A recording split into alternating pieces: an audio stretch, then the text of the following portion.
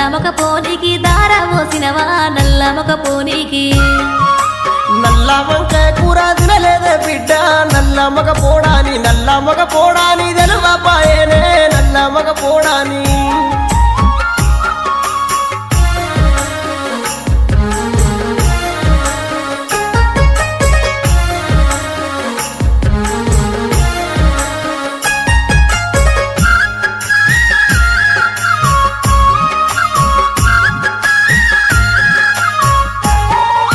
పచ్చి చేపల కూర తిన్నావా తండ్రి పడువడ్డ కొంపలకు